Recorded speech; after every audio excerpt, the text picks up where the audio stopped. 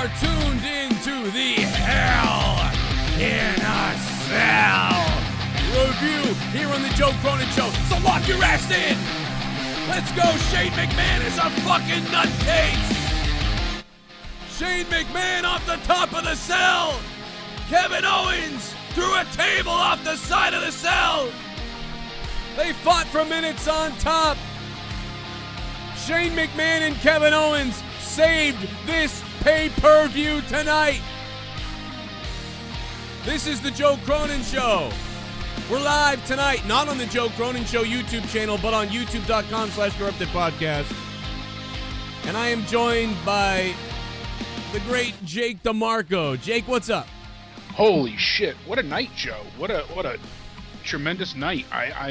It was a roller coaster ride. That's for sure. This was a roller coaster ride. It started out great, and then it started to turn into shithole, and then it exploded. The match started. People were tweeting me, that they thought the match was started boring and stuff like that, and it was like, well, we got to wait till the climax. It's a slow build here, and then it just got better and better as it went on. They turned Sammy heel, like the rumors said. Many people were talking about that, and it happened. Let me get this filter on because I'm going to be screaming tonight. Hey, guys, can you hear me? Yes. Jake, could you hear the music, by the way? I don't think you could, but... Yes, I could, actually. Oh, you can hear the music? Cool. Well, that's what happens, I guess, when I leave my computer on all night, and we trigger it. Guys, what is up? Hope you click that like button. Share this fucking video everywhere. Let's just fucking get this thing going. My God, I still don't know how to process everything. I was trying to capture for the people that couldn't watch the network. I'm starting to do that for them. Like, I try and get, like, little GIFs of highlights of the main event. Yeah. And poor Shane McMahon is 0 for 2 for jumping off the top of this Hell in a Cell, That landing was way worse than the last one. Oh, that was so bad. And it didn't look like the airbags were underneath this time. He just crashed down. It looked like they were there to me. Like I saw that little bit of a bouncy or paddings, but not really. It was like a splat. Like the last one was like crunch, break, and bounce. This was like splat. Like his arm like splat. I think it kind of broke his fall. But to be honest, like when you look at it, it looks like the table like barely broke his fall. Like yeah, just ever so slight. And by the way, Pit of Spikes, motherfucker, get your t-shirts on Teespring. If you haven't subbed to the channel, hit that sub button down below. We're having a sub party tonight. All the subscriptions are going to be alerted on the screen tonight. In fact, let me get those over here now because people are hosting, people are subbing. The donations are on pause for a second, but they're going to start playing any second, so feel free to drop those as well. We'll have some fun with it. Jake DeMarco's here. We're going to take your phone calls tonight as much as we can. We're going to try to take as many phone calls as we can about what you thought about WWE Hell in a Cell tonight. This was a pay-per-view that until this last match happened, I had this pay-per-view around a 4 out of 10, maybe a 5 out of 10. Yeah, and I feel terrible saying that because that opening match was so fantastic. That tag team match is definitely match of the year, contender for sure. Those guys put their bodies on the line, and I hate to sound so stereotypical, but that's the truth. They killed themselves for our entertainment. I'm not even sure they killed themselves, like they really killed themselves, but those repeated kendo shots, the couple of the hard landings, like getting driven down into the knees from that high point by Big E, that hurt. There was a few times you heard them actually scream out in pain. Oh, that was great, dude. It was like wham, fucking. The best was the shot when you couldn't see the camera angle. It cut to somebody else, and then you heard. Ah! You heard Jimmy or Jay just screech, and I was like, "Damn!" It sounded hilarious, man. What happened on Twitch? We had like 200 people watching. Now we got 48. Something happened? I just refreshed. I got 226. Oh, there we go. Okay, what's up to Twitch? How you guys doing? We are going to take your phone calls in a few minutes. We're pumping them out. Yeah, like Dublin just said, WWE Championship match is a buffer now. That's a sad reality. Yeah, it is. Well, you know what, though? That really doesn't bother me that much. In the past, the WWE title, when it doesn't seem like it's the main event, has not been the main event. So that I'm not as much of a stickler for that. My problem is with how Jinder won, with how that Nakamura lost so clean. It really should have been a definitive heel victory. And I don't care if they're going to India or whatever else. That's fine. If Jinder Mahal was going to win, okay, I can accept that. But I can't accept the way that he won. That's what made me upset. I get everything else. It was just the way he won that really pissed me off. Absolutely. It felt wrong, yet Because we've grown to love Nakamura over the years. Yeah. But if you look at it from WWE's current booking standpoint, in their eyes, they're making the right decision because they've got Jinder being booked so strongly, repeatedly, time after time after time. He's overcame the odds. He's been the champion for many months now, and he hasn't been a strong champion by the fans' terms, but really he's held the title. He's survived many precarious outcomes. So. Hey, Bubble Master, thanks for the subscription, man. Hit that subscribe button down below. Make sure you're subbed. If you're unaware, I'm not able to go live on my real YouTube channel with 50,000 subscribers and 35 million views. So make sure you subscribe to that channel. It's youtube.com/Joe Cronin Show. So when we're done here, make sure you go to Joe Cronin Show's YouTube channel and sub to that. Corey Porter, thanks for the sub. We're having a subscription party. If you're ready to subscribe, drink it up, motherfucker, and hit that sub button. Let's do this shit. Okay, we're going to catch up on donations. Those are going to come in. Me and Jake are going to continue to talk about this. And then in a few minutes, we're going to open up the phone lines in a few minutes, and we're going to take your phone calls in just a few. 339-226-6610. If you're outside the United States and you're in Europe, you're in Canada, you're in Australia, wherever you are, Germany, Japan, make sure you add me on Skype, Danny Deadly, DANNYDADLY. Unless, of course, you just want to call the 339 number anyway because you got free long distance or some shit and you know the USA code and you want to go for it, hey, go for it. Shout out to Doctor. We got fans in Brazil, in Australia, Netherlands. We got a few different people from all over reaching out, so holy cow. Yeah. Joe Cronin Show worldwide, baby. Tu madre es gorda. Oh, I'm gonna take one phone call real quick though. Hey, listen, I only got 1 minute. I only got 1 minute, Sid. Make it real quick, but I wanted to put you on, man, real quick, all right? No, I just want to say fucking Shinsuke Nakamura is gone. He might as well go back to Japan, man. I can't believe he was undefeated, and then all of a sudden he comes here and he loses the Jinder Mahal out of all people. It's the way he's losing. It's the way his promos are. See, I didn't even realize he did a different nursery rhyme in that other promo. And he said, like, something, and I forget what it was, and then he said, then the sticks and stones may break my bones. But it shouldn't be sticks and stones and break my bones. It should be, you're going to find out what strong style is all about, Or I think he'd benefit from a mouthpiece like a Paul Heyman, personally. But now he would, because this is terrible. Yeah, he would. Now it's bad. What I think also, too, about the main... Oh, Sid, I'm sorry, man. $9 for a fuck. Someone donated. You can still hear these, right, Jake? I got 9 inches inside of your wife. Oh, god damn it. Take a phone call and it don't work. Seam into the ceiling, I'm coming, and my balls have turned blue. $9. Suck my dick. Suck it, suck it, suck it. No pyro, no pyro. Holy fucking ball sack, that main event was batshit crazy. Yeah. I knew Sammy would come out in the end. Perhaps we see the team of Co and El Generico again? Triple threat match and main event were the best matches. Without them, this would have been a shit show. Yeah, I mean, you got to give credit to those first matches. I think, okay, so here's my rundown real quick. I got it right in front of me. The New Day match, I gave a 7.5 out of 10.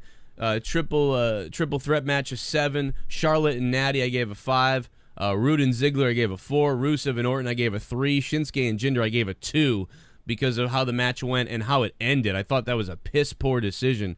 And Owens and Shane, I mean, I don't know, man. I think I want to give that a 8.5. Maybe a 9. I was at a 9 for that myself. And I'm thinking strictly because think about Shinsuke versus Sami Zayn, right? If that match is a 9, let's say Shinsuke versus Sami at NXT, that amazing match, that's a 9, right? Let's say that's a 9. Well, I'm not going to give the New Day's match a 9 tonight then. That wasn't a 9 then. And they had a Hell in the Cell and all the weapons and stuff. So, 13 New Generation, what's up? I thought the match was great. I thoroughly enjoyed it. But that's why my rating 7 is good. 7 rating is good for me. Even a 6 is like, okay.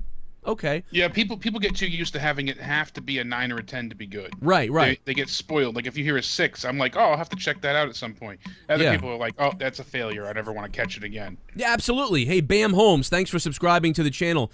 This is my second channel because I can't go live on my real channel, which is youtube.com/Joe Cronin Show. So please make sure you subscribe that channel also so you don't miss out on my daily wrestling videos plus news. Plus, last night we interviewed the man that filmed Jim Cornette, who got in a fight with Santino Marella, and I'm going to air that interview at the end of the show tonight. We talked to the guy who was there and saw Jim Cornette freaking out on Santino Marella. Apparently, Santino wouldn't let him leave. They got ejected. The booker went fucking apeshit crazy. And he talked about everything. Mr. White Jr., thank you so much for the sub, my friend. I really appreciate that. Follow me on Twitter, guys, at Real Joe Cronin. We've been doing this for 5 years now on YouTube. And, of course, I'm 33 years old. I've been watching wrestling since WrestleMania 5. Just for anybody who's new in here, those are my credentials. Here comes Shane McMahon. Here comes the money. Money talk. Here comes the money. Money, money, money, money. Dollar, dollar. Dollar, dollar.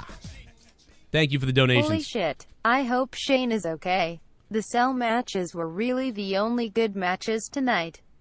Now I hope they actually do something with Sammy. Holy shit, holy shit, holy shit.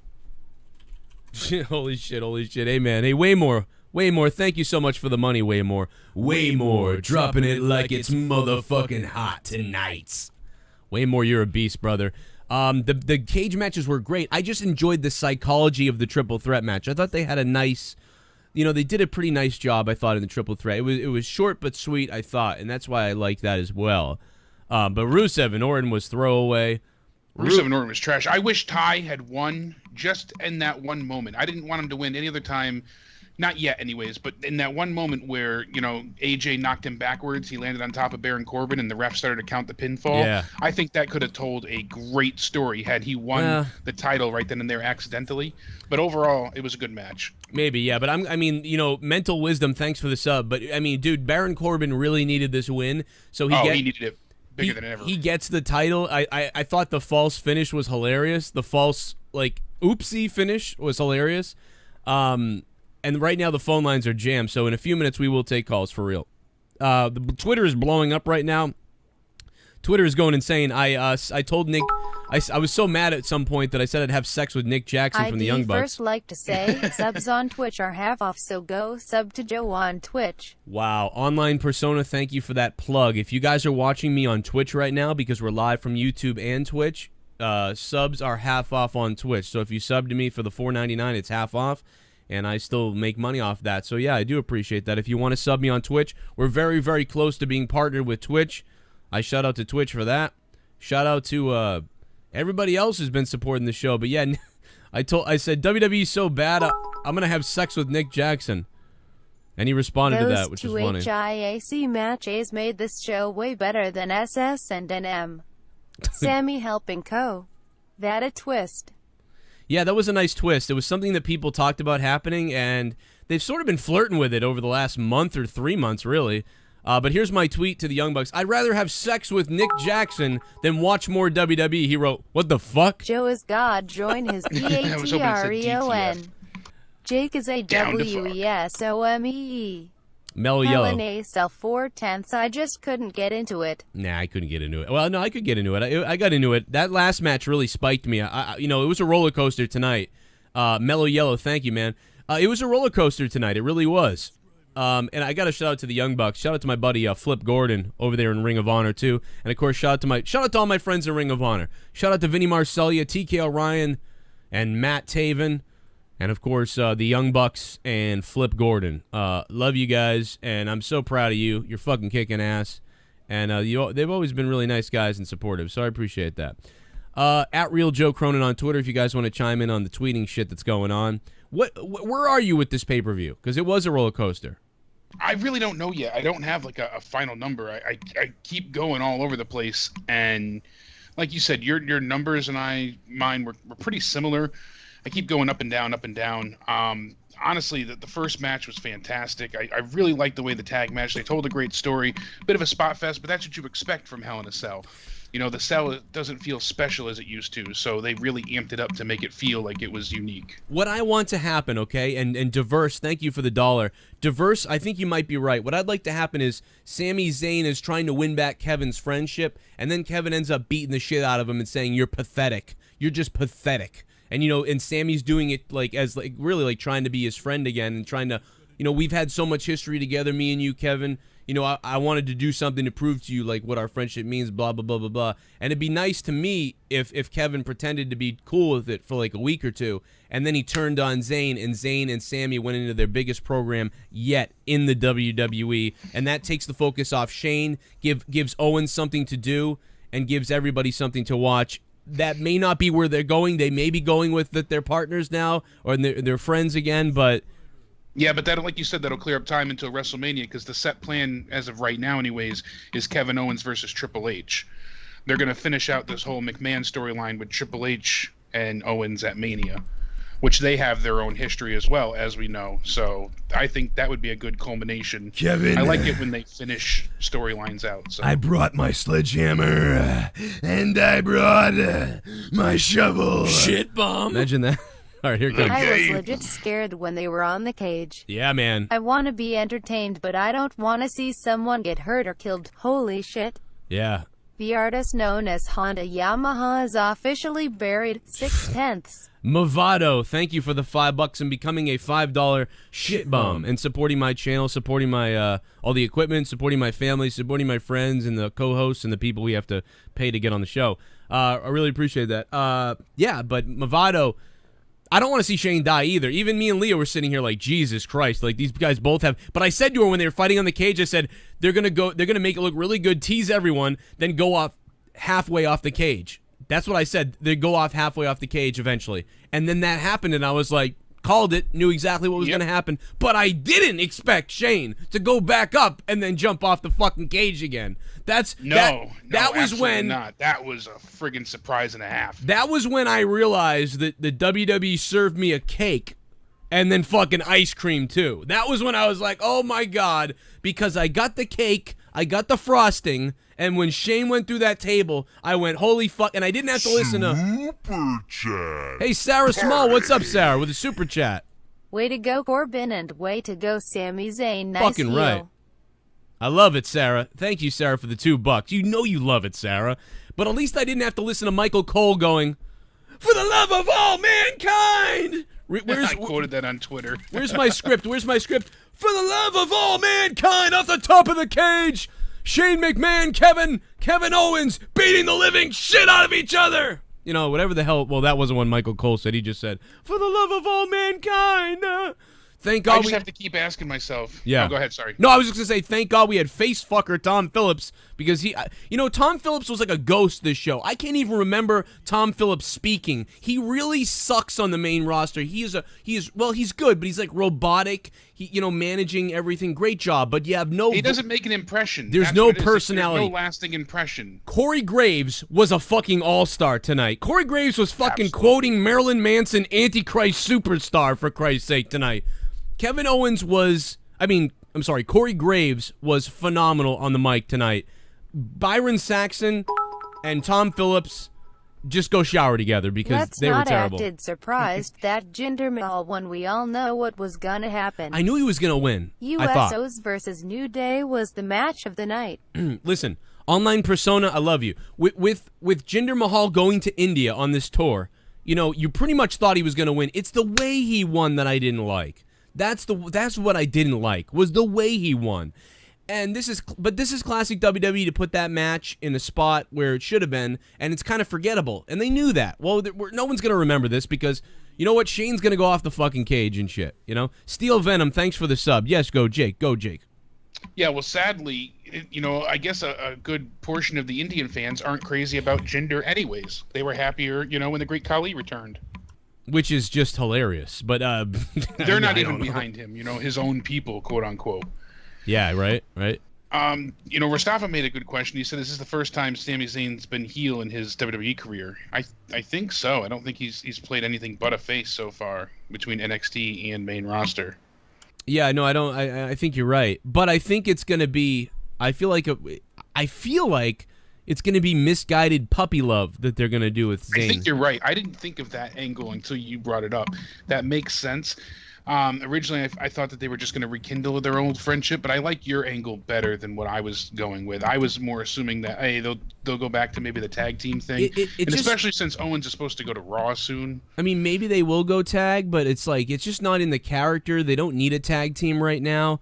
They don't need that to me. To me, it should be more of a sort of. I mean, unfortunately, it makes if they do that, it makes Sammy look a little pathetic. You know, like, but you know, if he brings I up, haven't done that before. you know, he'll have the whole package of them being friends over the years. They'll have all this video footage probably, and they'll really build the storyline. And what I like about that is, think about this. There's a lot of fans out there that don't really know their story. They've heard them say, these guys were friends, but that's the only story that many of the casual WWE fans know. Sure, 30% of the audience knows everything about their past in NXT at least, or even further into Ring of Honor and other promotions or whatever.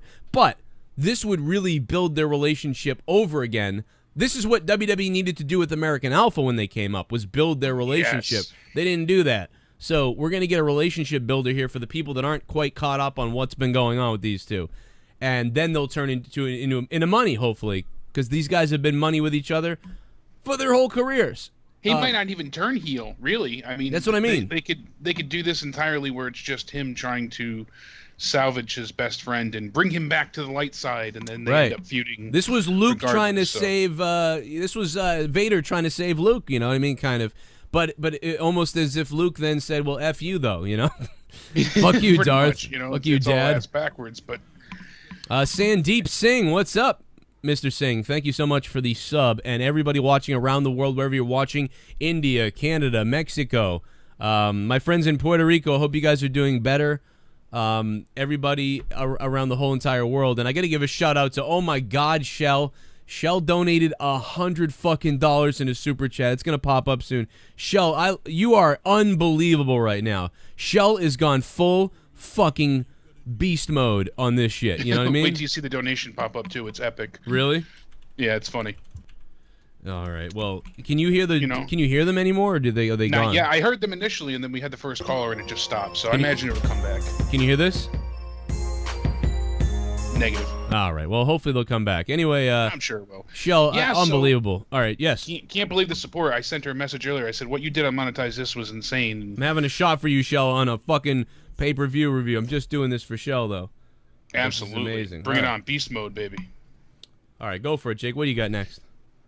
Yeah, the women's match really disappointed me. I was looking forward to an all-out fucking scrapping war between Natalya and Charlotte. I really, really love, that's one of my favorite women's matches in NXT, was Natalya and Charlotte when they had, you know, their family in both of their corners, when Brett was there, when Rick was in the corner, you know, and they went against each other. That was fan-fucking-tastic. That's what I wanted to see. I wanted to see part 2 of that. And instead, we got a bullshit fluffer match tonight. Yeah. What a letdown. Noho Santiago, thanks for the sub. Yeah, you know what? This was like a SmackDown match. You know, it was a SmackDown match. It felt like a main event match, you know, from the But you know what? Here's the thing. When you see the main event and what they did, doesn't it start to sort of make everything else like, okay, they couldn't make every match epic because they want. But I never get that though, because NXT can make every match epic. Exactly. I don't understand. Nothing should be judged or scheduled around something outshining something else. But they have just do it and try and make it all equal. But no, I know that's what they do, but it's just unfortunate that that's the way they book. And sometimes I don't blame them for that. And after tonight, you know, maybe it wasn't, you know. And I thought, and when she was selling the knee, it was like, oh, Charlotte's gonna win, and then Carmella's gonna cash in because she's selling the knee like this. That's what I thought. I was talking with the Bible, and I was like, "Oh, she's absolutely cashing in. This is you know, I didn't think so at first. Initially, I didn't think she would, but then it built towards that happening. But sadly, I you know, does everything that was wrong with tonight get made up for by the main event? That's the kind of the thing. That's okay. what WWE they try and leave you with, you know, leave happy. They want you to go out on a good note. But does that make up for the hour and a half where you sat wanting to fuck the Young Bucks? Yeah, I did want to have. You know? I did want to have sex with the Young Bucks. It's true. That's my point. You know, the opening match was good, and then we had the triple threat that was good, and then the rest of it was like, oh, Jesus Christ, this is dragging. There's nothing good. Now I'm really pissed off with Nakamura. The women's match was a letdown. Right. You know, the Fashion Files was strictly just a backstage Shit thing. bomb. You know, it just kind of My boy didn't Jinder really feel won, and special. thank God Sammy finally turned heel. Now what we need is Ty to go heel. Ty Dillinger? Oh, God, I don't want Ty to go heel. I like Ty how he is, man. I got pumped for Ty tonight, CJ Crumb. Thanks for the $5, CJ Crumb, becoming a $5 shit bum. Really As appreciate retarded that. as it was seeing him and Daniel go, 10, yes. That 10, was terrible. yes, That was backstage. terrible. That was ridiculous. That- That could have been avoided.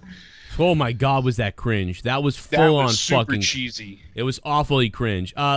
You know, and the Fashion Files, unfortunately, was maybe Tuesday night. What they do is going to be great, but what they did tonight felt like a just thrown together trailer for Tuesday. That's what it seemed like. Exactly. I mean, they've been away for such a long time now that I think tonight was supposed to be like a little mini refresher. Hey, this is what happened. This is our old case. We thought it was the Ascension. It wasn't. Oh, look, they're in a disguise. We're leading towards the Pulp Fiction, which I'm sure Tuesday night will be fantastic. I'm a huge Right. Pulp Fiction fan. Love that. That's one of my favorite movies. So we'll see what happens there. I'm sure they'll do it justice. It's usually been a highlight of SmackDown for me, those two. They're very funny. They're creative. But it was a bit of a miss. So Yeah, it didn't work. It was like it started getting cringy, and then it got better at the end, I guess. But it was just like, oh, stop this. This isn't good. 70% of the time they've hit though, so we'll see what happens Tuesday. If it ain't good Tuesday, then we're fucking done with it. We'll exactly. see if that's. Then we just need to move on and get them, at least with the backstage stuff. I mean, they need to come out and wrestle every now and again. The one match that they had not long ago, I believe it was against the Usos, right, where they were changing. They came out in disguises. They had the dresses on. They threw the dress at JBL. And they had dresses on. Oh yeah, that's right. Okay, that's hot. Yeah, it was funny as hell. It was a great match. It was entertaining. A bit of slapstick, but it felt right with their characters. This, I don't know. I hope it gets better Tuesday. Nick Jackson's probably trying to figure out who this homo is that keeps fucking tweeting him about having sex with him. I don't think he knows my new Twitter. I got a shout out to real quick on the Patreon. If you guys want to support the show and get 8 hours of bonus content a week, then become a patron of mine real quick, and we're going to take your phone calls in a second. Joshua Collins, thanks for the sub. Yeah, then become a patron. Patreon.com/Joe Cronin Show. That's my Patreon. Patreon.com/Joe Cronin Show. Sign up now. We got 8 hours of bonus content a week. The Morning Madness Show, which is every morning, Monday through Friday at 6 a.m. It'll be uploaded for you in audio form. You can download it or play the audio, either way you want to go. And I'll appreciate that. And then you get Corrupted every week. The Corrupted podcast every Saturday night. 2 hours or so of fun with Ken and Justin Bailey and myself. I wouldn't call it a heel turn just yet. Sammy could save face with his actions. Brandulous. Exactly, Brandulous. Yeah. I really think he's going to come out and say, listen, Kevin, our friendship means this much to me. I wanted to prove to you how much blah, blah, blah. And, then, and Kevin can even go along with it. And then he's going to turn on him. And then they're going to have a war. And, it should be really good if they do it that way, I think. Jeremy Phillip, thanks for becoming a patron. Corbin Eberly, $5 a month. Thank you, my friend. Holy fucking shit, HISC was a 2-match show. The rest didn't matter, but tomorrow is gonna be You know what? a huge coma with Roman's big Samoan dick waving Oh, around in the no. main event. Sorry, that sounded gay as fuck, but fuck Raw. This PPV was somehow worth it. You know what, though? Look at what I've been doing, Super Laser 64. Look at the stuff I've been saying to the Young Bucks, for Christ's sake. You can't get any weirder than that. Yeah, we're screwed tomorrow with Roman, most likely, but we'll see what Roman does. But yeah, you know what? Though? I'll give credit. The cell matches were good. And for years, the cell matches have been garbage. They've been lackluster. Did they just revive Hell in a Cell? Because I went to Hell in a Cell last year in Boston, and those cell matches were worthless. Yeah, they didn't really utilize the cell whatsoever. They had Charlotte and Sasha for one of them, I recall. And it was a good match, but it didn't need to be in Hell in a Cell. They didn't use the cage whatsoever. The New Day, I think it was Rusev maybe and Roman in the cage. Right? I don't recall the other match. Someone in the chat will help us out. I don't remember either. I think it was Roman. Historians in the chat always to rely on. So. Well, I mean, I You was guys are there. You epic. think I'd fucking remember it? I goddamn was there. Well, how many shows have you been to since then? So I'll give you a pass on that much. But who asked? Oh, Ashley on Twitter asked, "Do you think Charlotte got legit injured?" I said no. I think she just played it up very well. Yeah. With the knee, she just sold. She does that very well. She makes things look legit. So Yeah, good job by Charlotte. she's usually very good in the acting department as far as in-ring work goes. Not so much in promo skill, but it depends. Well, yeah, it depends on how scripted she is. When she's really scripted, it sucks ass. Yeah, Daniel every Swagger, time she can thanks. fly off the handle and seem like a true ruthless bitch. But I understand why Ashley said that, because she said it was such a random, awkward finish. It really just felt like, oh shit, she's injured. Let me come up with something quick. Yeah. That's how it came across, anyways. Like she was truly robbed of a purposeful scenario. the match they had intended didn't come to fruition. At least that's how it feels in my eyes. So, yeah. Super chat. Party. Super chat. Only got to see the final match, but I never thought of Sammy doing that. Hey, Cole34212, thanks, man. Thanks for the $5 and super chatting. Yeah, I mean, you know, I don't think I would have thought of it if it wasn't for all the fans, listeners, and rumors that were tweeting it and talking about it, you know, that Sammy was going to show up. So I didn't think of it, certainly. It was credit to everybody else who thought of it over the few weeks. I mean, I saw it on websites, and I kind of went, no, really? Maybe he will, shit. And then I thought, no, he won't, though, right? And here he was. So, you know, I didn't even talk about it that much, to be honest, this week for the most part. I let the people that called talk about it. By the way, guys, click the thumbs up and stick the thumb up my ass if you can. here we go. There's Shell. Drop it hard. Hey Joe, I am so fucked up. I don't REMENBER half of the PPV. Love you, Joe and Jake. Love you guys. Shell. Kiss mark, kiss mark, kiss Drop mark. it $100. I'm putting it up. I'm taking my cock out. Shane McMahon is diving off the top of the cell. It's getting fucking crazy because of Shell. I'm touching myself. I'm pleasuring someone else. Things are going nuts. I'm grabbing my privates. I'm going insane. I'm getting so high with violence because Hell in a Cell provided everything I want from a pay-per-view. People got hurt and people got maimed. Shit, I'm ashamed at the tweet I sent to Nick from the Young Bucks. He'll wanna fuck. Go to my Twitter account, you'll see what's up. Thank you, Shelly. Shell. Let's call her Shelly. Shell. Shell, drop $100. I'm busting a nut for Shell. Fucking going to hell. Fucking, I don't know. Shell, thank you so much for $100. You made me start fucking freestyling or whatever I just did. Breaking out into a hot rap. William Sanford. Hey fuckers. Yo, what's up, William Sanford? Hey, fuckers. If you guys What's up, want you cuck? there's two ways to donate. If you guys want to click the $sign and do a super chat, that's cool. If you don't want to do that, the link is in the description box for Streamlabs, so you can donate with all the funny donation things that pop up. They're in the description box down below. Either way you want to support the show, I'll just mention it one time. Those are the two ways to do it tonight. If you guys want to support the show, that's cool. Otherwise, if you don't, fucking give us a like or write in the chat that fuck Joe in the ass. Actually, And if someone would like to drop the Charlotte donation, we haven't heard that one. oh in a my long God, time. you're right. That one makes me laugh my ass off. The so. Peacock donation. It's been a long You time. want to see my dick? Oh, it's the I'll take Sean my dick out view. right now. I'm Sean View Entertainment, and you want to see my dick? Dude, I read his Facebook last night. What the fuck? Want to see my dick? I will show you my penis. Bit of spice. Sean's View. Don't screw with me, or else I'll show you my pee-pee. Do you want to see my dick? Do you want to see my dick? 6/10 for me. Both cell matches were great. Rest of the matches were meh. Yeah. Joe, please update the donation list. All of them are not there, like the Scenes View, Really? Penguin, and Charlotte Peacock donations. Damn it, really? What's the Charlotte one? Do we remember? Isn't it $35? Bulldog Club. Thanks, Bulldog Club. Do you remember, Jake? I think it's $35, isn't it? I'm checking right now. Fuck, I think it's $35. God damn it, I hope it is. I'm sorry. Fuck me in the ass. Shit, I'll try to fix it. Shell, thanks so much for that $100, dude. That was nuts. Hey, 646, what's up? So Joe, What's up, man? What do you got? what I wanted to tell you, bro, was that they should have gave Nakamura the WWE World Heavyweight Championship since Kevin Owens won the match with Shane McMahon, because Kevin Owens has momentum on his side, and Nakamura winning a title would have made more sense.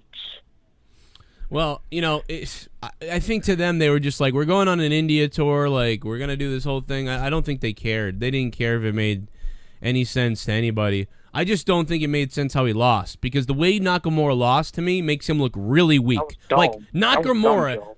Nakamura is fucking dead, bro. They can't beat anybody. Nakamura beats Cena, though. He beats all these people, and then he faces Jinder.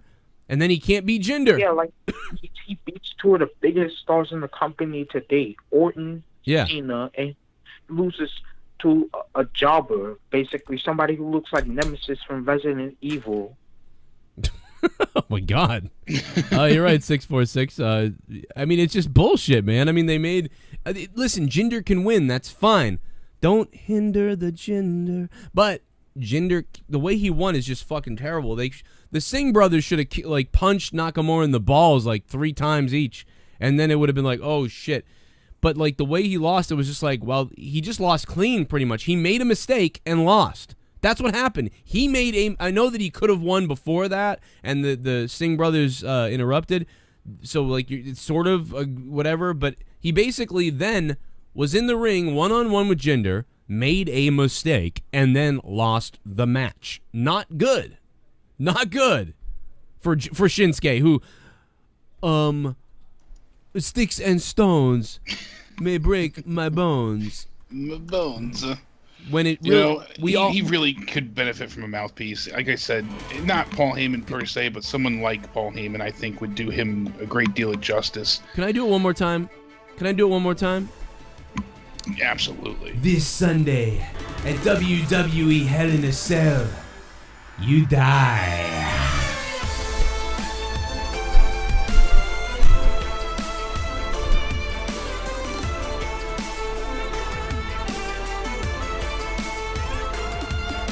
Like what, you know? And the guy that said, "Oh yeah, Joe, they're gonna have him say you die or die." Yeah, Joe, they're gonna do that. Well, you know what? Multiple other people have said I'm gonna kill you. You're gonna die. I'm gonna kill him, John. Remember that from Seth Rollins? And you know what? Even if he doesn't say you die, that's not the point. The bottom line is what he did was repeat a fucking nursery rhyme. He repeated a fucking nursery rhyme as his goddamn, like right out of Roman Reigns' handbook, okay? Anything would have been better than that. And so I'm down. I can totally see your argument if you're like, Joe, they're not going to let him say threaten murder on somebody. Okay, fine. Well, that line was here. The nursery rhyme is here. Meet me in the middle. This Sunday, you're going to experience strong style. And people are like, yeah, fucking strong style. Like, You're going to feel the Kinshasa. like whatever the fuck. It would have all been better than Sticks and stones may break my bones, but your words will never hurt me. like, what the fuck? Are you kidding me, bro? This is what you got this guy saying? I mean, if anybody... It's baffling. It really is. If Roman can swear, they need to make Shinsuke swear, because imagine if Jinder was standing at the top of the ramp, and, Shinsuke's in the ring. Imagine if Shinsuke said, "Bring it on, you Punjabi bitch." Like, oh my fucking God. Like anything like that would have been like, oh shit! But instead, sticks and stones may break... What the fuck? A person in the crowd is getting behind sticks and stones may break my bones, and then he comes out and basically, even though there was a distraction, loses fucking clean by making a mistake. That's what Shinsuke Nakamura did. He made a mistake and he lost the match. That's what happened. And Jinder Mahal, the modern day Maharaja, is going to India with the WWE Championship, which is fine, but the way it happened to me is asinine. And I really fucking believe that. Fucking asinine. Let's bring on a living legend. The living legend. No, it's not Larry Zbyszko. It's Larry fucking Funk. What's up, Larry? Shit, baby. Take your pants off, Larry. What's going on there, Joe? What's up, brother? What'd you think of WWE? Hey, man, Hell in a I just Cell. wanted to say tonight's pay-per-view, man, was the equivalent of some good pussy on a hangover night. You hear that, Larry? That's me fapping to my bottle of Jack Daniels. Hell yeah. All right, man. So wait a minute. What'd you think of it again? Say that again. You don't like it? I thought it was the equivalent of some good pussy on a hangover night. God damn, baby. So you liked it tonight? Well, I mean, it's one of those things where, you get some good pussy, but you got a hangover. And you're enjoying it, but you can't quite get comfortable because you're kind of not really thrilled with it. And to be honest with you, I got to give tonight's pay-per-view I gotta give it a 7 just because of the tag match. Okay. You know, I was at about a 4 or 5, you know, and I got to be honest, I kind of do want to give tonight like a 6.5 or a 7 or something, and that's really mostly because, I mean, yeah, those matches were good, I thought, but mostly because of Shane, like, and Kevin, like, really beating the shit out of each other. It wasn't like I would put Shawn Michaels and Undertaker as number 1, Hell in the Cell maybe, and Mankind, Undertaker number 1 and number 2. Those would be the number 1 and 2. And maybe one more, maybe the Triple H and Mankind one. That wasn't the best, but I would put this one up there as the top 5 of all time tonight. You know, what do you? Yeah. Where are you guys with top 5 Hell in a Cells of all time tonight? Larry's like, I don't know, I'm fucking drunk. Larry's like, did you say have another? That's all he heard. Have another, Larry. Listen, Larry, I love you, man. I'm going to let you go, Larry, but I love you, man. What'd you give it? Hey, Joe, I just want to say real quick, Joe, the whole storyline with Kevin Owens and Shane McMahon, it's a good storyline, but I liked it even better when they did it with Randy Orton first. Right, yeah, I know what you're saying. Well, Randy Orton's done. I mean, dude, Randy Orton hasn't fucking... Every match is the same. This guy just fucking dump Orton. All right, I love you, Larry Funk. I'll let you go. Just get rid of Orton or fucking make him heel or do something. The guy it's just a fucking statue. Rusev loses. That statue that doesn't want to be there. It doesn't feel like that. It really feels like he doesn't want to be there. Thanks again, man. Shell is Glad crazy. that Baron got the U.S. title after too. getting, allegedly, shitty treatment backstage. Oh, he got shitty treatment. Trust me. Baron Corbin got shit on. He even got fruit rolled up like 1,000,000 times. How many roll-ups has Baron Corbin been hit with, over this time? Yeah, plus he lost to Cena at SummerSlam, and then he lost his briefcase right before then. And Yo, big shout-out to Stars Scream for being a 4-month subscriber on Twitch, for subscribing to me on Twitch for 4 months. If you're watching on Twitch right now and you can sign up, click that sub button and support me that way. It's half off today. Brian Paul, thanks for the sub on YouTube. And, yeah, shout-out to Stars Scream for being 4 months. On twitch.tv/Joe Cronin JCS. My research was inconclusive. I don't remember if it's a $32, $34, or $35 donation. I don't remember. I tried to look through old videos. I couldn't find it. Colin Gordon, thanks for the sub. Actually, if you look for that out of nowhere that we did, you'd find it. I went through it and I saw us make the video. Okay. You made the donation, but that's too bad. I didn't see the amount. That's too fucking bad. All right, let's take a phone call real quick. Who we got here? Let's see. Blah blah blah blah blah. We got 307. What's up, 307? Hey, how you doing? What's up, man? What do you think about Hell in the Cell? Honestly, probably the best Hell in the Cell match I've seen in 15 years was the very first, the Usos and the New Day. Period. I haven't been so entertained for so long.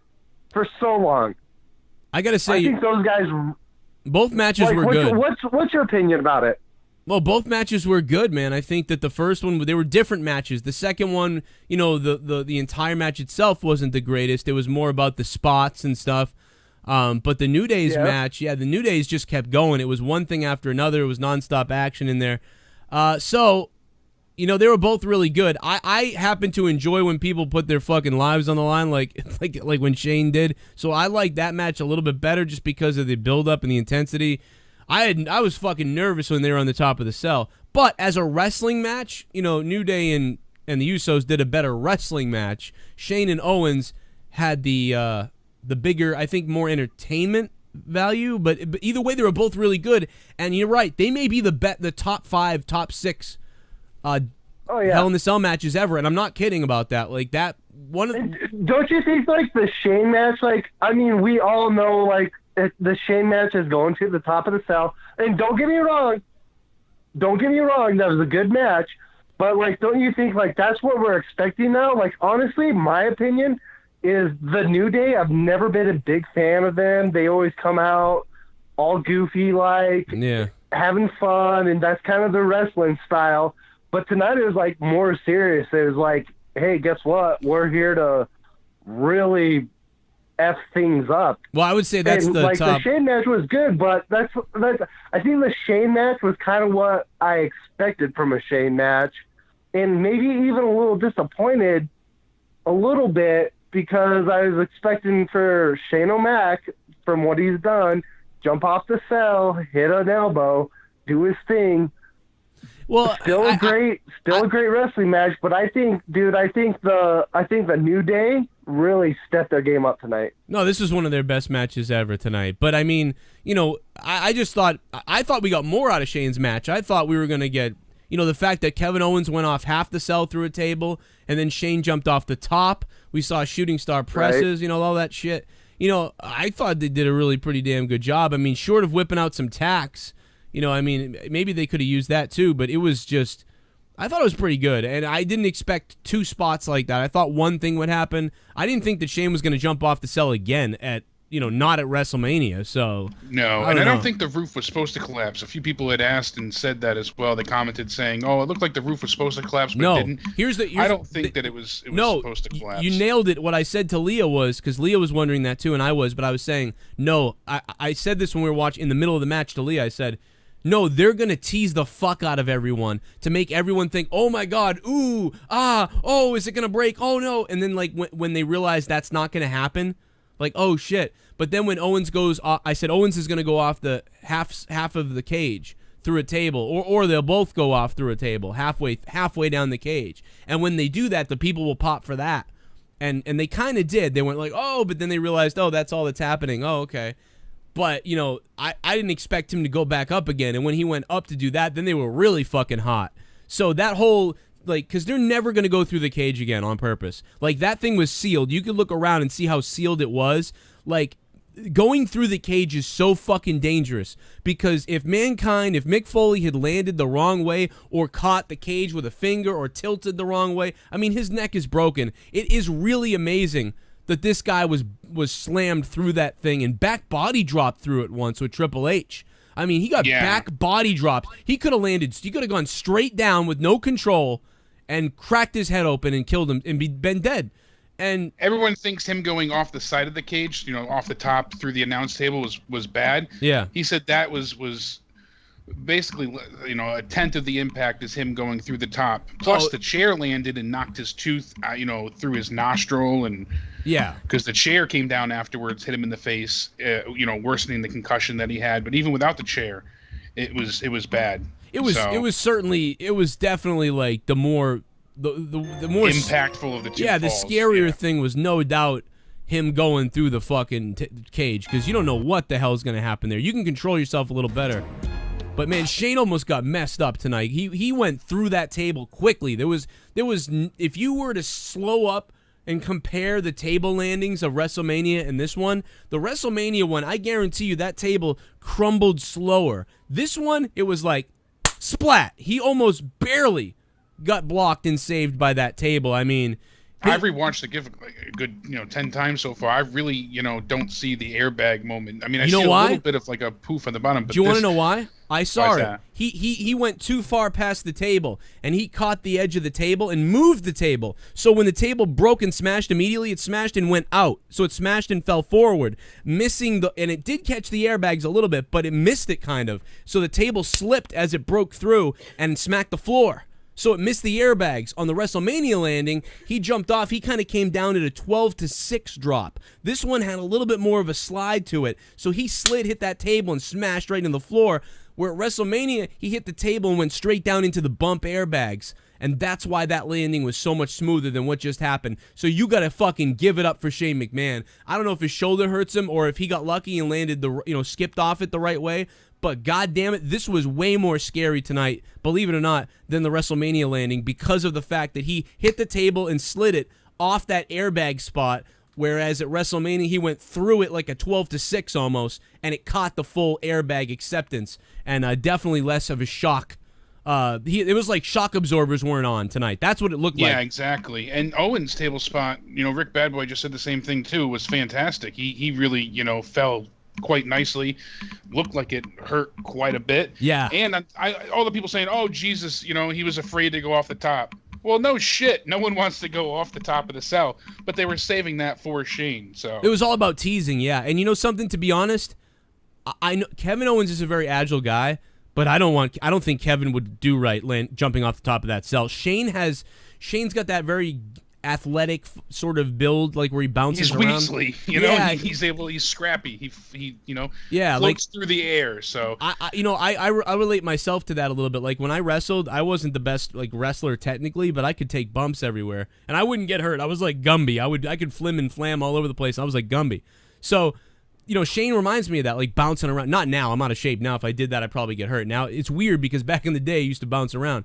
But no, Shane is like that. But Owens, I feel like Owens took a shot. Owens went off that table. He tried to sell that really well. He put his back through the table, and I think gave himself up a little too much. I would have liked to see him roll into the shoulder into the table, but he just went flat back on it. And I mean, give it up for Owens and Shane. They saved this. I don't know if they saved the pay-per-view tonight. They saved the pay-per-view hands down. And look at what Owens did 20 minutes before or 15 minutes before that happened. He put himself through a table. He was kicking his own ass. He did that, what he usually does into the corner of the turnbuckle, the cannonball move. He did that through a table. He put himself through a table. Yeah. Kicked his own ass. So yeah, he kicked his own ass. And the best thing about this was that we got two different Hell in a Cell matches. We got two different style matches. One was a chaotic wrestling match that had a bunch of innovative sort of stuff and well-planned little setups and spots and action. And the second one was just a full-on, spot fest power show where two guys really put their livelihoods on the line. And so both matches completely different, and both matches you could argue which one was better. In fact, you know what I'm going to do right now? And donations are coming, guys. Your donations will be played. They're just delayed for a second here while we kind of talk through this for a minute, and I'm gonna rattle these things off. But real quick, I'm going to go to my Twitter, which is, of course, @RealJoeCronin on Twitter, and I'm going to make a poll. I have a poll up there right now. It says, do you think Shinsuke is dead as fuck? 65% of you say he is, and that's 500 votes. So that's not good. But my new poll that's going to go up right now is which cell match was better? And I'm actually going to I might put a third option. You think I should put I can't decide or they're equal or, which one? I would personally, say I can't decide. No, you know what? Just give the two options, A or B. Okay. You got to pick. You're going to vote, you got to pick. Okay. I'm putting it up now. And last year, the Rose reminded me that besides the women's Hell in a Cell, it was Seth Rollins versus Kevin Owens Hell in a Cell. Oh, for really? the Universal Championship. God, I didn't even remember that. Dude, I was there. Was there 3 matches? There was 3 cells. No, it was just the 2 Hell in a Cell matches. Oh, really? Jesus. What is wrong with me? Well, I'm gonna pin this poll to the top of my Twitter. So if you guys are on my Twitter at @RealJoeCronin, make sure you guys vote. If you're watching this on your desktop and you got your phone handy, go for it. We'll monitor this and we'll see how these things go. Unbelievable drop from Shane. I give it up to him, man. I mean, I was on my on pins and needles for that, I mean, nothing can... Absolutely. You're never going to compare to watching Hell in the Cell for the first time. The first Hell in the Cell for the first time, and then all of a sudden seeing Mankind thrown off it. You never expected that to happen. Like, it was just... You can't even understand. It was fucking insane. Like, I was calling friends. I had a phone list. I was, like, calling people. Did you see that? Like, it was insane. You can't compare to that. But... because all the younger kids now have seen footage of that, seen it in the video game, sort of expect it in a way too. But what they did tonight was one of the better. I would say that if all the other Hell in the Cells for me didn't really live up to Hell in the Cell, like Mankind and Undertaker always did well. Mankind, Shawn Michaels and Undertaker, great. Mick Foley and Triple H even pretty good. And Seth Rollins and Dean, they did a pretty decent job. But tonight, this was Hell in the Cell. This brought back Hell in the Cell for me.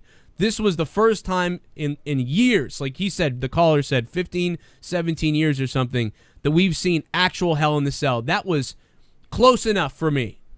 Absolutely. They revitalized, the theme pay-per-view for sure. I just sent you a tweet directly to your Facebook, if you can show it on the stream. It's a wide-angle, high-up shot from someone that was live at the pay-per-view tonight. And when you're right, Joe. I can't show it, but I'll look at it. All right, well, it's a camera shot, so I don't want. I've got. You see Shane jump off the cell, and he goes down, and it's exactly like you called it. From the WWE camera angle, I didn't see it as much, but you're right. You do see the airbag go off underneath, but he slid past the airbag at point of impact. Oh, so. you know what though? Honestly, I'm seeing this angle now, and although from the other angle, it does look like he went a little too far off.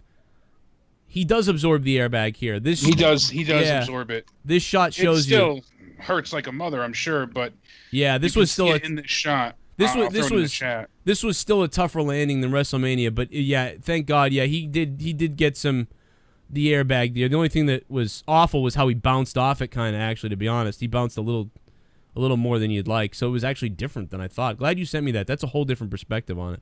All right, yeah, absolutely. Let me activate donations again. We're getting Shit behind. bum. Yeah, that was Chad Ryan who sent that I only to us, like so the thank cell you. matches. Thank you, I Chad. give it an F. Tommy's Corpse 10. F Tommy's Corpse.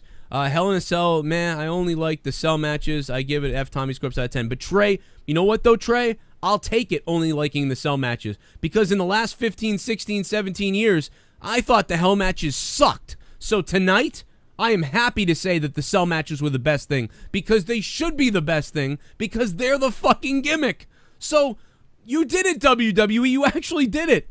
The cell matches were good. I'm going to give this pay-per-view probably a 6.5 or a 7 just because I'm going to give it more credit than maybe it deserves, but only because they stayed on point and they made the cell matches good. Hell yeah! JD from NY205. If my heart was about to explode, imagine Shane's KO family members watching. Yeah, I know, right? The kids were in the... I can't even imagine having the kids in there. After seeing what Foley's kids went through... Oh my God! Yeah, that's rough. I mean, Shane's kids might be a little bit more used to it, but Owen's son was freaking out, just in a normal match. So my God, seeing his dad up there. I mean, I'm nervous for them. I legitimately, not to sound like an ass at all, but I mean this wholeheartedly. I was nervous tonight at a couple of points. I felt my heart race a little bit. It was definitely an exciting main event for sure.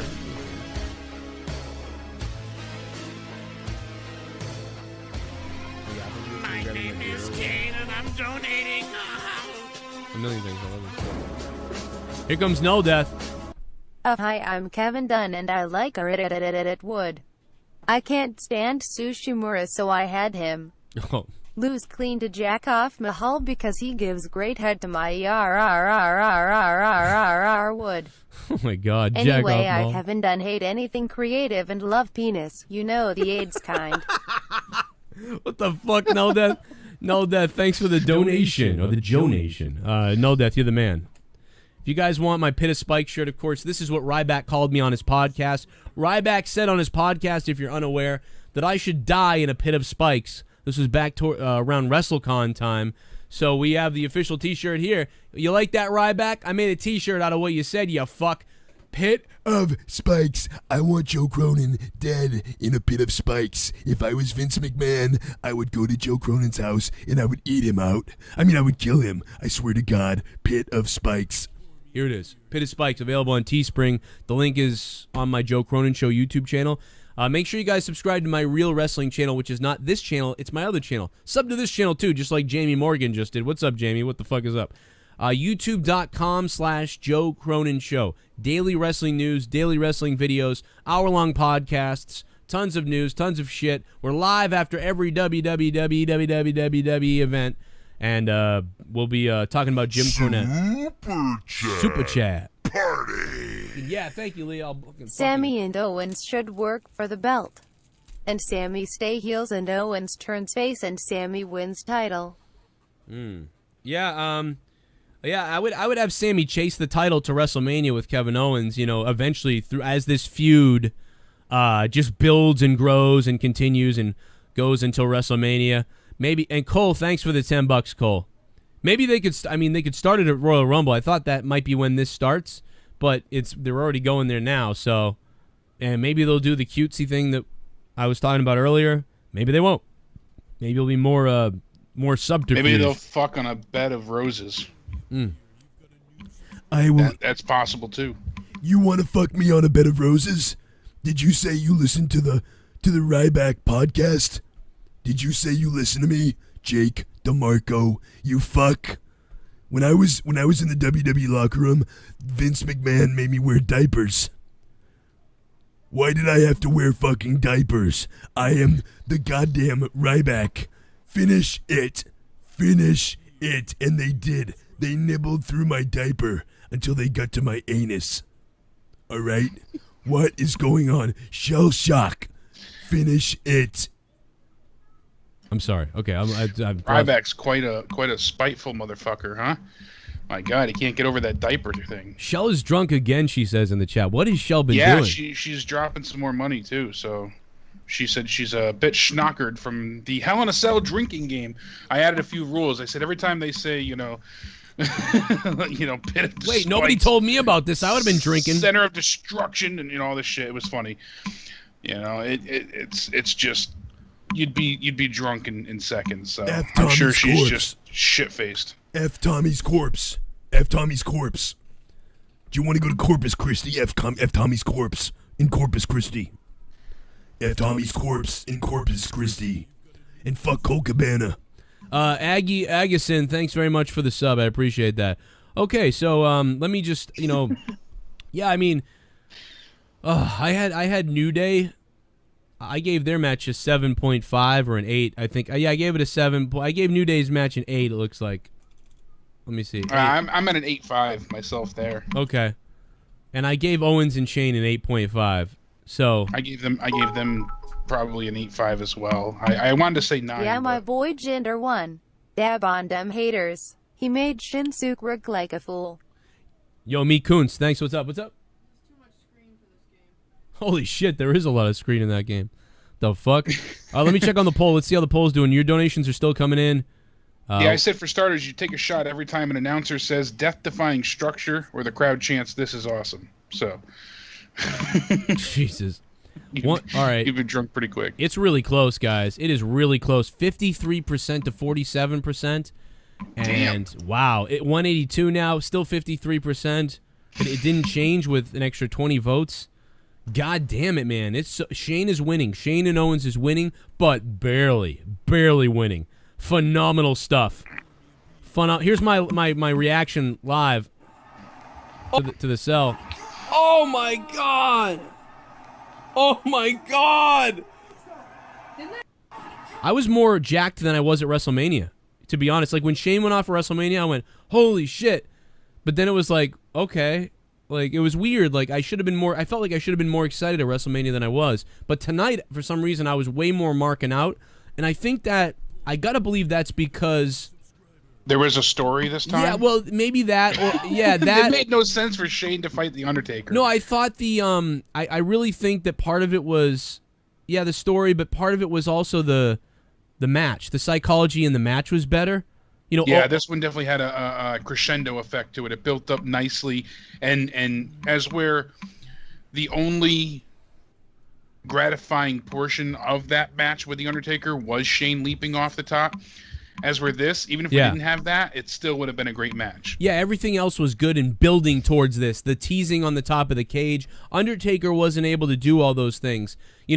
Shane had to carry that match. In this match, Owens tried to really carry it, but Shane also was up to the task.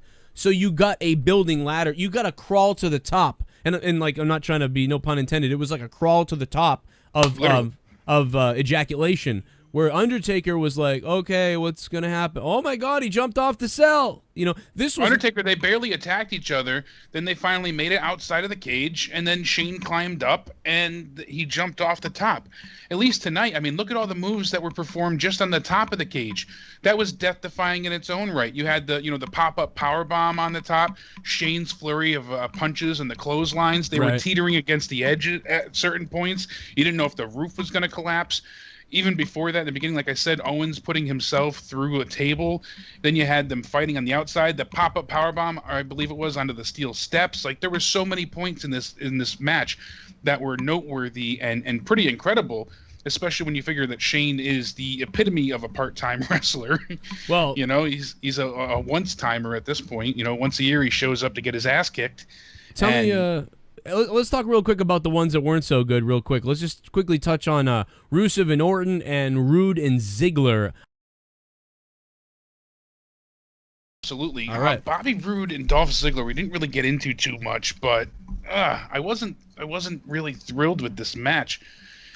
It was very slow, and I know they were trying to be like methodical and have themselves really inject a little bit of flavor into the match by showing that you don't need to have as much flair. So Dolph went ahead and tried to look a little more tactical in nature, but the crowd was silent.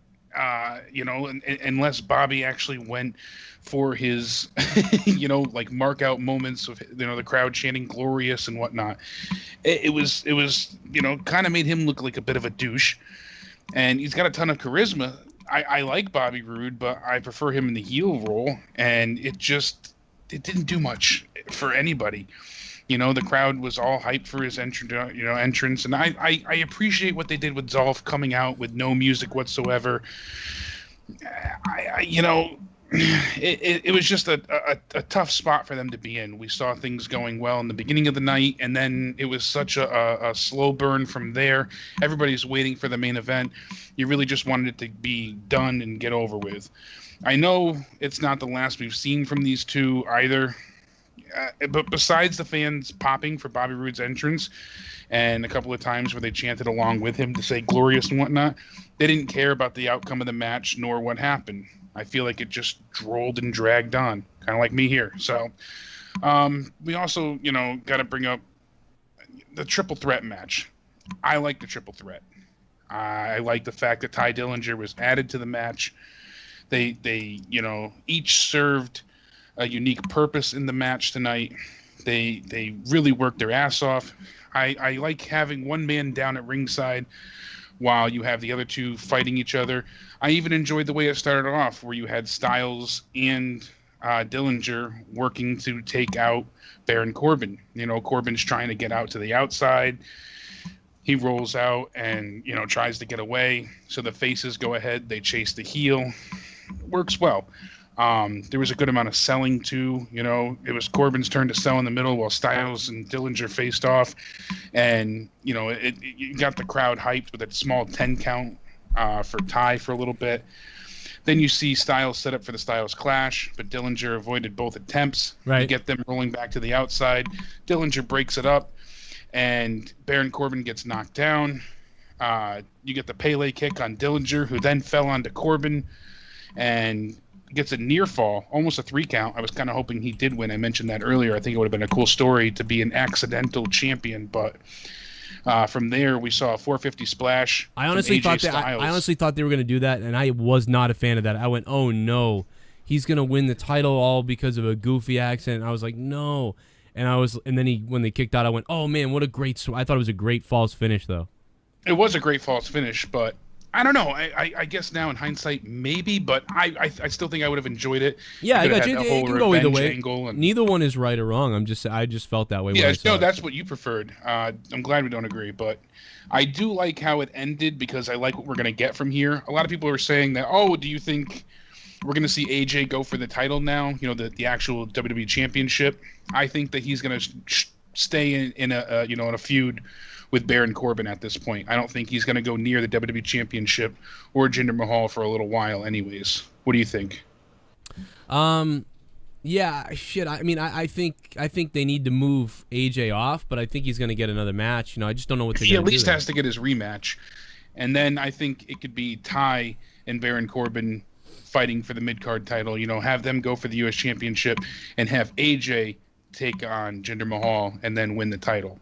Right. AJ was a better champion, ratings and ticket sales. Everything was better when AJ was champion on SmackDown.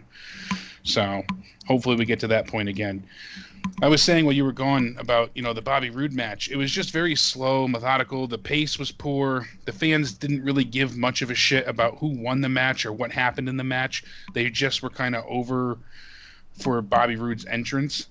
I appreciated that Dolph Ziggler came out with no music, no fanfare. I like that. That's what he should have been doing for weeks now, trying to prove his point that you don't need an entrance to be the best in the ring. But I feel like it was a little too late kind of scenario, and they were in a bad spot, really. They were kind of screwed with where they were put. It was right before the main event. Fans just wanted to get this done and over with, so Right. Well, it was fairly passable. Let me put on a call. We have so many calls right now. We're gonna try to get the calls in a few more minutes. We're still rattling through the show. Still get some donations to play. But real quick, we want to put on Matt the Misfit. Matt, what's up? General Hall and his fucking gay brothers can go fuck themselves. Oh, you're not happy? No. I hope to God that after this damn Indian tour is over with, he drops the title. I gotta believe he's gotta drop it after this tour, man. What if he goes to Mania? I can't believe that they're gonna let him go all the way to WrestleMania with the championship. I don't believe that shit whatsoever. It's getting kind of weird, but yeah, they knew it was coming up. They already had the other one, so they knew there was another one. Maybe that's what no, he's gonna be champion for both of them. But what I would have thought was maybe he would lose it and then win it back in India or some weird shit like that. They would do some weird shit like that, but maybe fucking not. I don't know. And then you got freaking. It's sad that the pay-per-view is called Hell in a Cell, and both Hell in a Cell matches actually saved the pay-per-view. Well, they better. I mean, that's what I'm happy about. It's like finally. Yeah, see, I don't think that's sad. I think that's a blessing in disguise because for so many years now. Oh, and Joe, I did get some bad information. I got to apologize. Zach on Twitter set me straight. Joe, you were right. There were 3 in a Hell in a Cell matches. The 2 we mentioned, plus Reigns versus Rusev as well. Aha! So. I told you it was Reigns and Rusev because that was the one. If you go back on the WWE Network, that's the one where Roman grabbed the kendo stick and I said, "Hit yourself with it, Roman." That's right, you did. So it came over the network. Everyone was tweeting me. Somebody just told Roman to hit himself with it, haha. And I was like, "Yeah, that was me." So I owe you a blowjob. That was some bad intel. They edited it though. I figured out the Charlotte donation, $16. It's not 33. No, it's 16 is so fucking horny. Yeah, 16 is. Oh my god, I'm so fucking horny. Then what the fuck? Oh, damn. 33 is the. You fucked up, Matt. No, Matt, I love you. I gotta let you go, bro. But you're the man, man. Thanks, man. All right, too sweet. All right. Yeah, Dublin found out it's a $33 donation. So. Oh, you sexy beast. Speaking of donations, let's turn those back on. Let's play a couple of these. See what you guys got. See what's going on here. All right. Fuck Joe in the ass. Fuck Joe in the ass. Okay, Mellow Yellow. You can't. Well, no, I don't really want to do that. I'd rather bang somebody else in the ass. You know. Like, if you let me do it. Unless it turns into a pit of fucking spikes. I want to see CM Punk dead. I'm telling you right now, I want CM Punk dead. I mean, I don't want to kill him, but I hope a car hits him.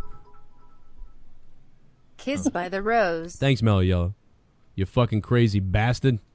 Mellow Yellow is a fucking maniac. God damn it. This is for you. This is for you, Mellow Yellow. Straight out of the bottle. Down the hatch. Ow! Hell in the Cell got better. I was going to be coming on here depressed and ranting and raving like a psychopath.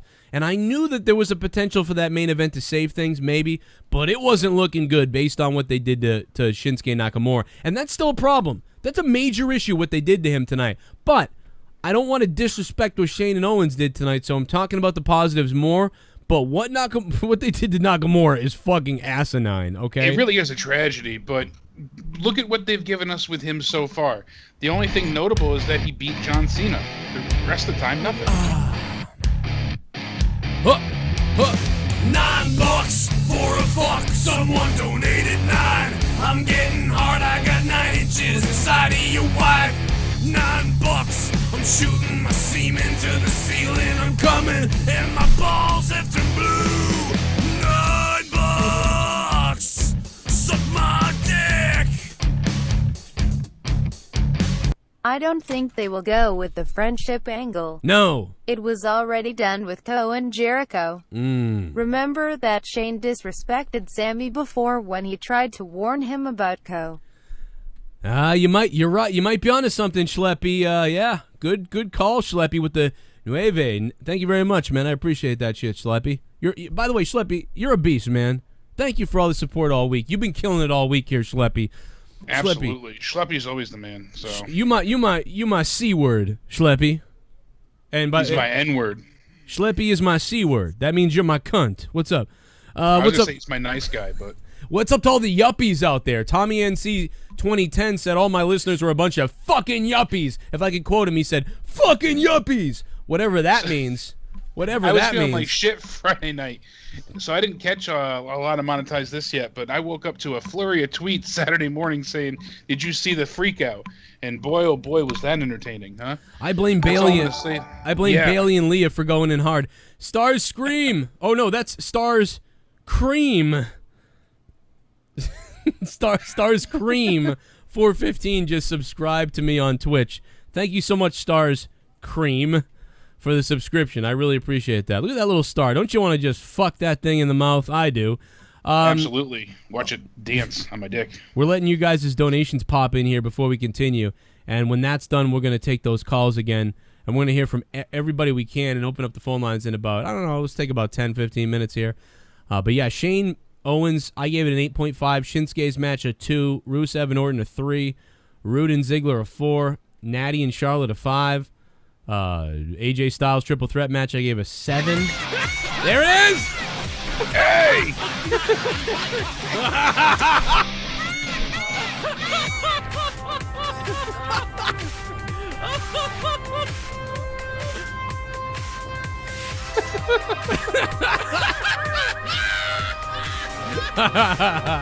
Here you go, Jake. 7 out 10 thanks to that crazy-ass main event.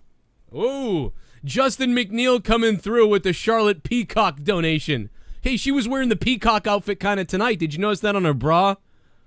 God yeah, damn. she absolutely had the, the feathers flying. Oh my God, the $33, $33 for Larry Bird. Look at those. Look at that peacock. Thank you, Justin McNeil. Now I'm happy. I especially love that it says "not JD from New York" underneath my picture on that one. Mm-hmm. You know, that's really funny. That was the night JD couldn't make it that night either. Hey, Justin McNeil, thank you so much for the 33, Justin. High five to you, man. Too sweet. Funny, it sounds like that happened more than once. Yeah, about 7 times. But three really damning times. But look at that spread eagle. God damn you. Justin McNeil, thank you so much, Justin. Oh, that made my night. That was great. I love that one so much. I That was missed that such a one. great memory with Kayfabe dying. I think we almost killed him that night. He was choking. He turned a few different shades of red I haven't seen before. Yeah. I got you there, man. I got you there. I got you, Jake. Imperfect Cell with the sub. Thanks, Imperfect Cell. What's up?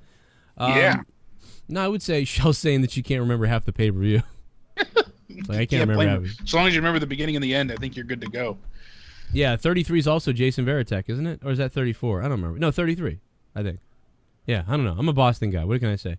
Pit of Spikes. Well, it's Pit of Spikes, baby. Was there anybody that hated the show completely tonight, or was there anybody that like loved it? I mean, like what? Oh, there were people that hated it. My Twitter was like such a broad spectrum of opinions. Well, that depending usually on- people are full anti or all for, and it was a mixed bag. But dude, you know what? Depending on when you were watching the show, depending on when it was, you would maybe be angry or happy.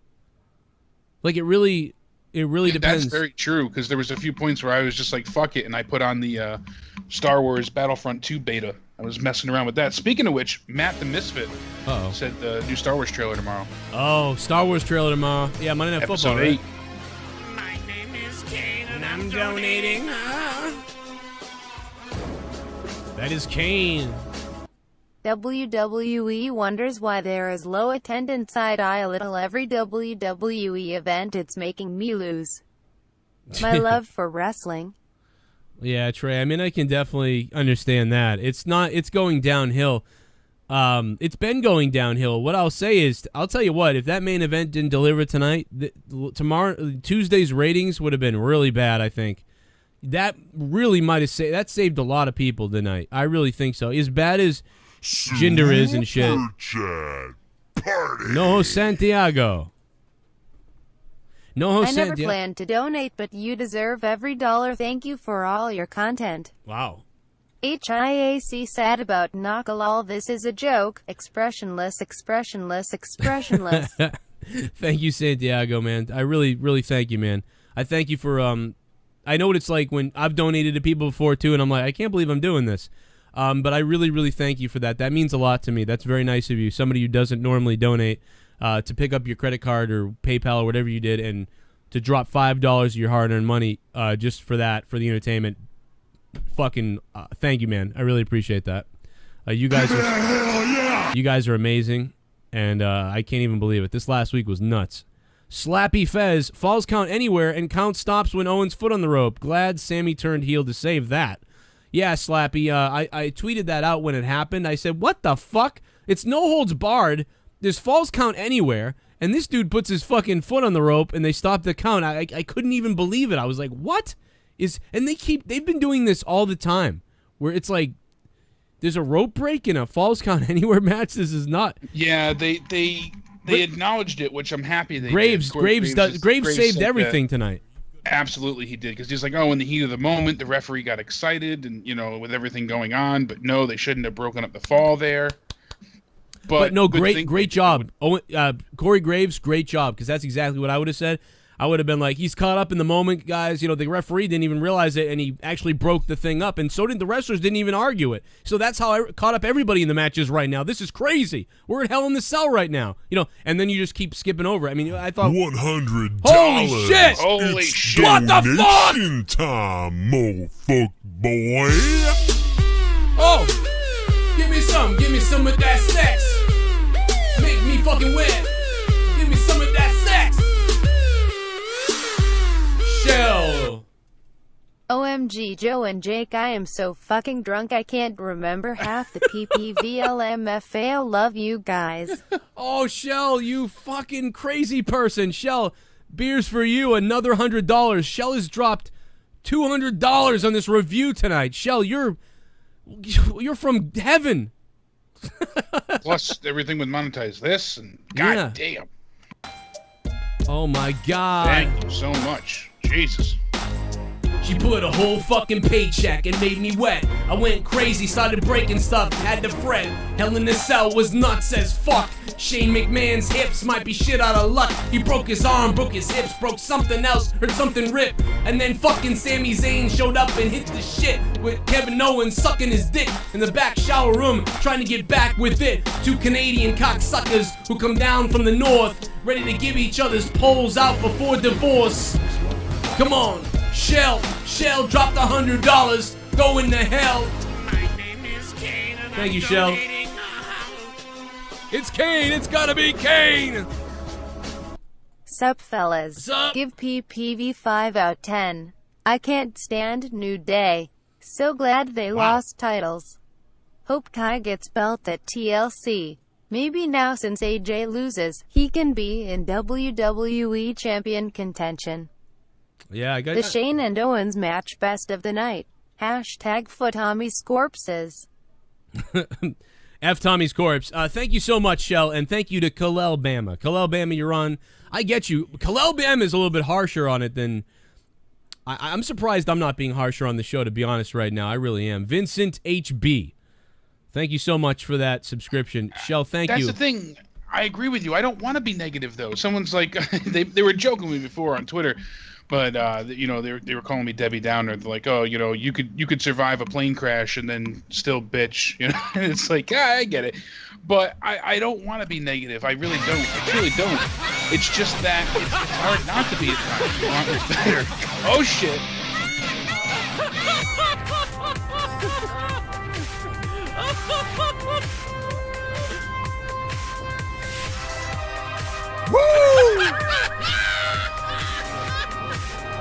Why does Jinder still have the title?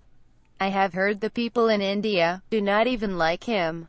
I hope this marketing ploy backfires in their face.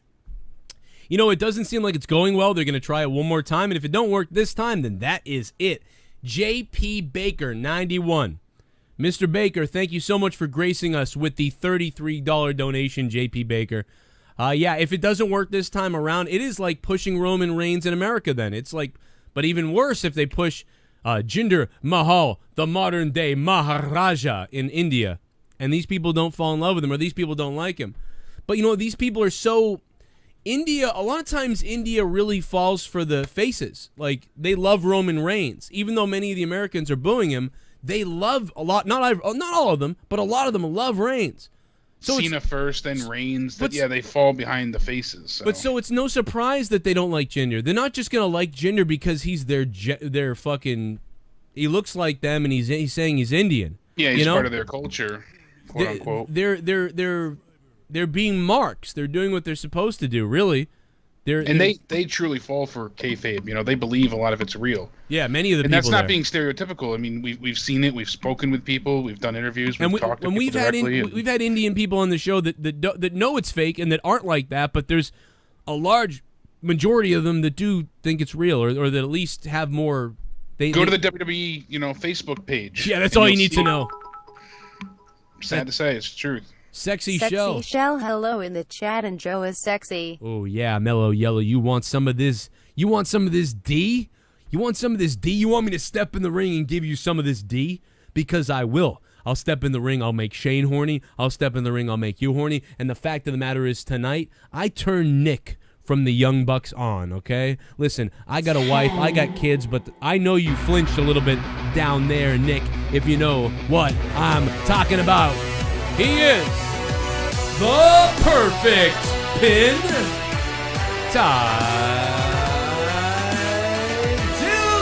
Dillinger. I got called into work working overtime, so I missed the rest of the PPV. No. I was at Charlotte versus Natty when I had to leave. Oh. Hashtag Hella Nail lol. I'm sorry. You left in the middle of the shitstorm. Aru Shinchu.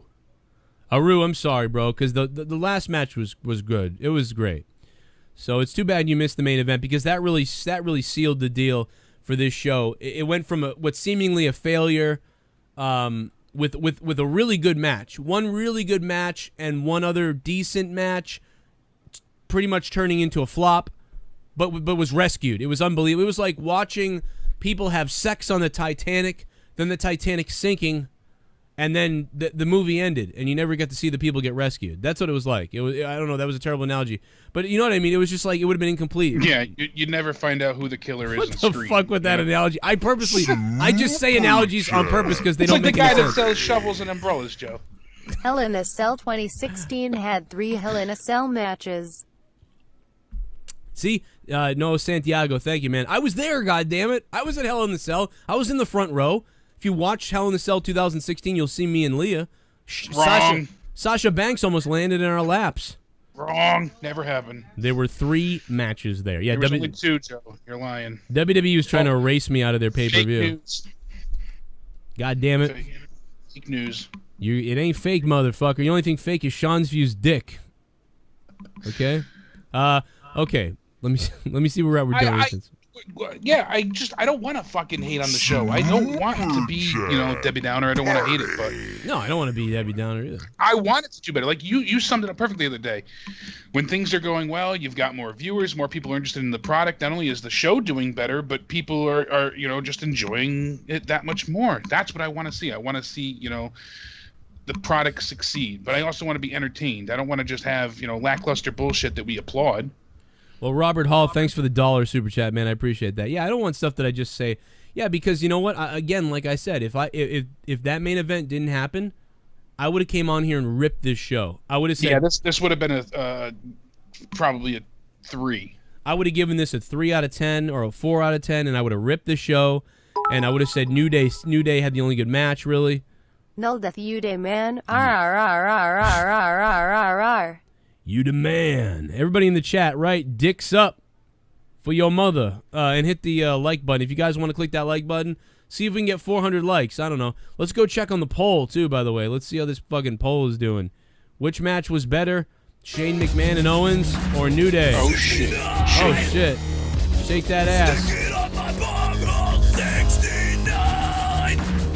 Yeah. This, put your penis onto my tits. You just stuck it in me. Stick it in your pussy.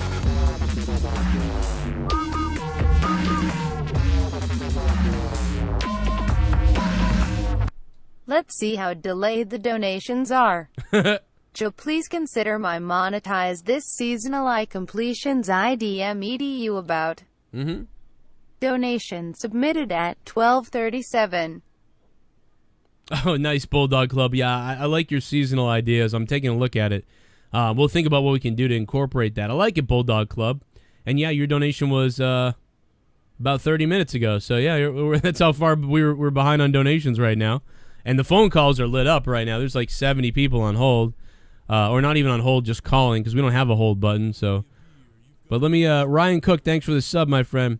Okay, here's the results of the poll right now. 55% say Shane and Owens was the better Hell in the Cell. 45% say it was New Day.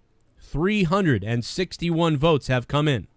Feel free to go retweet that, tweet that at people, and vote yourself if you want by following me and going to my Twitter account at Real Joe Cronin.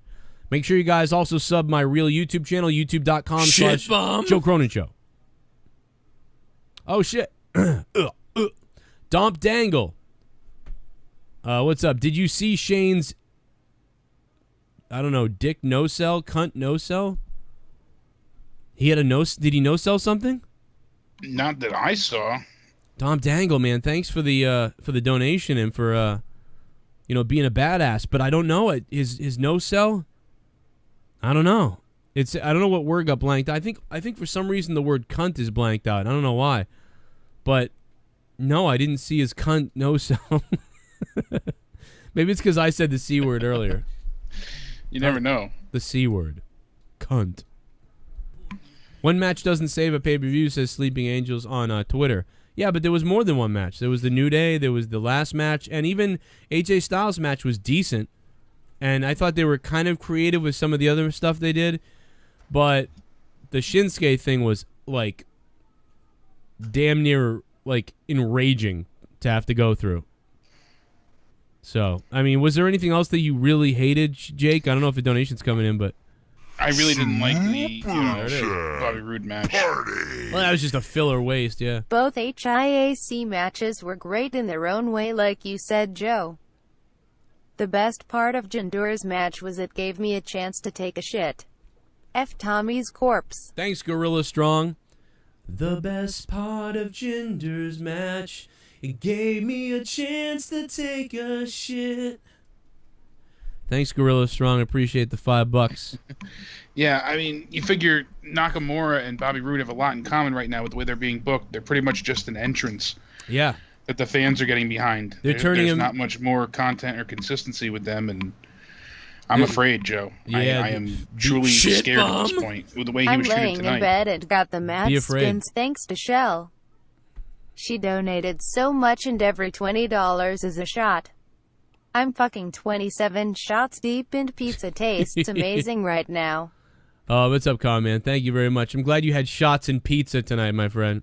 Take a shot. Jesus, 27 shots. Drink some water in between those. Yeah, you might have kidney failure. Like, that's, well, I've done it, though, you know? Yeah, I've been there, but... What's up, Con, man? Yeah, dude, I've been fucked up like that. And there was one time when I didn't get out of bed, I'm not kidding, for 3 days. I've told this story before. My friend had to bring me food and, like, give me water, and I just kept falling back asleep and laying in bed, and I remember my stomach really hurting. $100. What the fuck? It's donation Oh my time, god! What the fuck is going on? That's why you're 27 shots deep. Yo!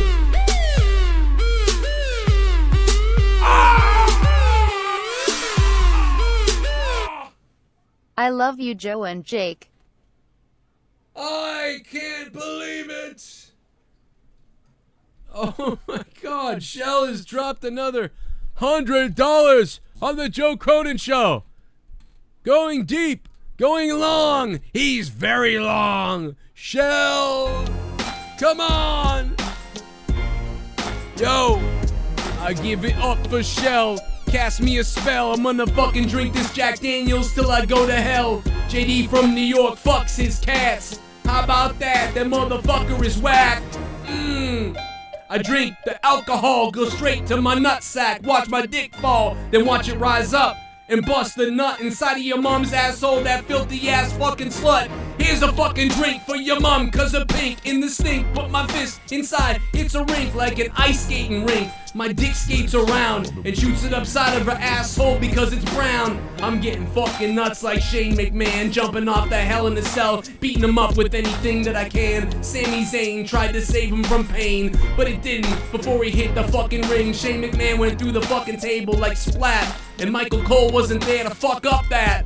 Yo, Michael Cole, stay home and hire Joe Cronin show, cause I can call this shit better than any of these hoes. Who's the pencil neck faggot that they hired on Saturday SmackDown, whatever the fuck it's called, main event, suck it. Eat my shit. Your mother just fucked it, and Corey Graves is dropping Marilyn Manson lyrics. Alright, thank you very much, Shell. I appreciate that shit. Holy fuck, I don't know, I'm out of my goddamn mind right now. What the fuck is going on? God damn it, I'm freaking Lee out. She's sitting right next to me. I was listening to this shit. But that fucking, goddamn that beat. Bring that beat back. I'll take it off. That was insane. Holy shit. The chat just blew up. She said she loves the freestyle, by the way, but the chat blew up. Everybody said they want Shell's job, so. Goddamn, thank you. Yo, she's an attorney. If you fuck with her, she'll sue you and drop you down in the sewer. She'll screw you. She'll drop $1 or $2, 100, 200, 300. She's a filthy ass. I blanked it out because I know people would get mad if I said the word that you wanted me to say, you fags. All right, seriously. Let's get back to the show. You guys fucking derailed right now. That was crazy. Party time. Have a shot. Have a drink. Have a fucking shot for me. Have a drink. Let's go. Have a drink. Have a shot. Hell in the Cell. Xavier Woods, Austin Creed tweeted out, I let everyone down. I'm sorry. After their match tonight. I don't think they let anyone down. Yeah, granted you lost, but you guys killed it. Dude, the New Day got some pecs. Let me tell you, Big E's pecs and fucking Xavier Woods' pecs, they're popping out. All right? These guys, popping. The New Day fucking did it tonight. They came out of their unicorn candy cunt hole, and they fucking put on a show tonight, okay? And where did they start? Go out there and dance. You know, I want to what you're gonna be. We're gonna call you the New Day, and you're gonna be like the church, and it's gonna be like it's very black and powered, and yeah, and giant shook and jive, just like I have all the black people do. I have all the black guys in the company. Just dance and go out there and strut and rattle and shake your bum, and everybody's gonna dance. The New Day, yeah. And I remember when Xavier Woods got, Kofi and Big E together. Originally, he was in the suit. He had that red suit, and he was like, "Oh, if you're tired of being treated this way, my brothers and all this shit." And I'm like, "Oh my God, what are they doing? This is going to be a disaster." I give them a fuck ton of credit. Yeah, man, they turned this shit into something, and now they backed it up with wrestling, but also credit to Usos, because the Usos are fucking bringing it, man. They are so much. They were good as a face tag team. They really were. They were one of the legit face tag teams, but now, man, it is fucking on with the Usos right now. I've always enjoyed the Usos, but as a heel tag team, they are on another level. That's why I think Roman would benefit so greatly. Anytime you look back, someone's had a career that wasn't going the right way, they made a turn, they went heel, they reinvented themselves, bam, they got over with the crowd. New Day went heel when they weren't going well. Look at The Rock. He went heel. It's happened so many times we can name 100 examples. That's why we push for that so bad with Roman Reigns. But you want to know who doesn't deserve any credit? Brock fucking Lesnar, who just beat Kevin Owens' 188-day record run with the Universal Championship. So Goldberg didn't have the title as long as Lesnar claimed at WrestleMania 33. So Kevin Owens originally had the record at 188 days, and now Brock Lesnar has the longest reigning championship record, currently 189 days. So yeah. Well, fucking fantastic. If he keeps it till Mania, that would mean, as intended, that would give him 374 days total. 1 year, 6 days. So I hope that's not true. I hope that doesn't come to fruition. I don't want to see him retain past Survivor Series. We know what's going to happen, but that's pretty infuriating. I want everybody to know that if you didn't listen to Corrupted last night, have no fear, because tonight I'm going to play the JD Cat song. I'm going to play the JD Loves Cat song. Ooh, giving it away, baby. Yeah. Down. Yeah, Ayos. Let's welcome these folks to the Uso Penitentiary.